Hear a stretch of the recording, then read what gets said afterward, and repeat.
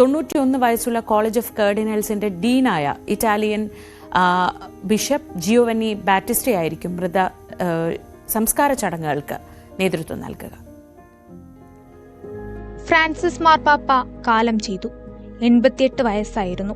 ഫെബ്രുവരി 14 മുതൽ ശ്വാസകോശ അണുബാധയെ തുടർന്ന് വത്തിക്കാനിലെ ആശുപത്രിയിൽ ചികിത്സയിലായിരുന്നു ഫ്രാൻസിസ് മാർപ്പാപ്പ.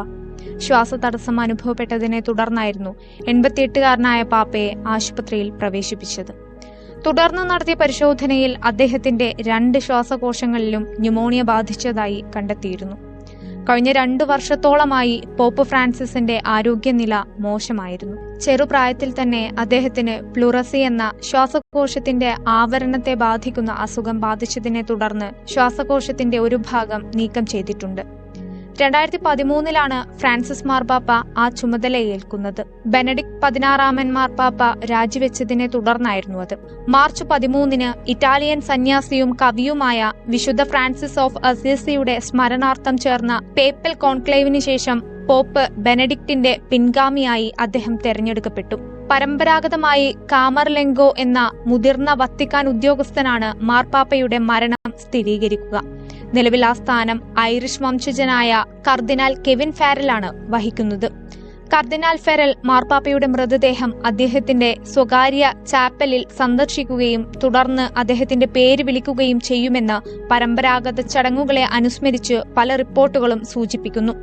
എങ്കിലും മെഡിക്കൽ മാർഗങ്ങളിലൂടെ ഡോക്ടർമാർ മാർപ്പാപ്പയുടെ മരണം സ്ഥിരീകരിക്കാനും സാധ്യതയുണ്ട്. ഒരു മാർപ്പാപ്പ വൈദ്യചികിത്സകളോട് പൂർണ്ണമായും പ്രതികരിക്കുന്നത് നിർത്തി നിശ്ചലമായി കിടക്കുമ്പോൾ അദ്ദേഹത്തിന്റെ മുദ്രമോതിരം വികൃതമാക്കുകയോ നശിപ്പിക്കുകയോ ചെയ്യും. അത് അദ്ദേഹത്തിന്റെ ഭരണകാലയളവിന്റെ അവസാനത്തെ സൂചിപ്പിക്കുന്നു. കൂടാതെ പേപ്പൽ അപ്പാർട്ട്മെന്റുകൾ സീൽ ചെയ്യുകയും ചെയ്യും.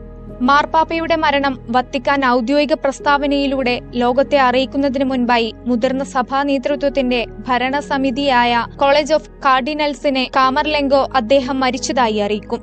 മാർപ്പാപ്പയുടെ മരണശേഷം മൃതദേഹം പൊതുവെ 4 മുതൽ 6 ദിവസങ്ങൾക്കുള്ളിൽ സംസ്കരിക്കും. നിലവിൽ 91 വയസ്സുള്ള കോളേജ് ഓഫ് കാർഡിനൽസിന്റെ ഡീനായ ഇറ്റാലിയൻ സ്വദേശി ജിയോവന്നി ബാറ്റിസ്റ്റ ആയിരിക്കും മാതൃസംസ്കാര ചടങ്ങുകൾക്ക് നേതൃത്വം നൽകുക. പൊതുവെ മാർപ്പാപ്പയെ സംസ്കരിക്കുന്നത് വത്തിക്കാൻ ഗ്രോട്ടോസിലാണ്. സെന്റ് പീറ്റേഴ്സ് ബസിലിക്കയുടെ താഴെയായി സ്ഥിതി ചെയ്യുന്ന കല്ലറയാണിത്.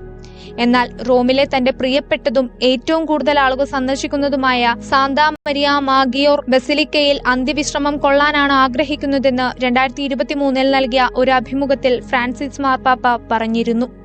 മാർപ്പാപ്പയുടെ മരണശേഷം ദുഃഖാചരണം 9 ദിവസം നീണ്ടു നിൽക്കുമെന്ന് പൊളിറ്റിക്കോയിലെ റിപ്പോർട്ട് വ്യക്തമാക്കുന്നു. ഈ കാലയളവ് നോവൻഡിയേൽ എന്നറിയപ്പെടുന്നു. ഇതൊരു പുരാതന റോമൻ ആചാരമാണ്. ഈ കാലയളവിൽ പതിവ് പാരമ്പര്യമനുസരിച്ച് പോപ്പിന്റെ മൃതദേഹം പേപ്പൽ വസ്ത്രങ്ങൾ ധരിപ്പിച്ച് പൊതുജനങ്ങൾക്ക് കാണുന്നതിനായി സെന്റ് പീറ്റേഴ്സ് ബസിലിക്കയിൽ പ്രദർശിപ്പിക്കും. പലപ്പോഴും മാർപ്പാപ്പമാരുടെ മൃതദേഹം എംബാം ചെയ്ത് സൂക്ഷിക്കാറുണ്ട്. ചിലരുടെ അവയവങ്ങൾ സംസ്കരിക്കുന്നതിന് മുൻപായി നീക്കം ചെയ്യുകയും ചെയ്തിരുന്നു. റോമിലെ ട്രെവി ഫൗണ്ടിന് സമീപമുള്ള ഒരു പള്ളിയിൽ 2-ൽ പരം മാർപ്പാപ്പമാരുടെ ഹൃദയങ്ങൾ മാർബിൾ കലശങ്ങളിൽ സൂക്ഷിച്ചിട്ടുണ്ട്. അത് തിരുശേഷിപ്പുകളായി സംരക്ഷിച്ചു വരികയും ചെയ്യുന്നു. കഴിഞ്ഞ വർഷം ഫ്രാൻസിസ് മാർപ്പാപ്പ ശവസംസ്കാര ചടങ്ങുകൾ ലളിതമാക്കിയിരുന്നു. അതിനാൽ അദ്ദേഹത്തിന്റെ മരണശേഷം മൃതദേഹം പൊതുജനങ്ങൾക്ക് ദർശനം നടത്താൻ സാധ്യതയുണ്ടോ എന്ന കാര്യത്തിൽ സംശയമുണ്ട്.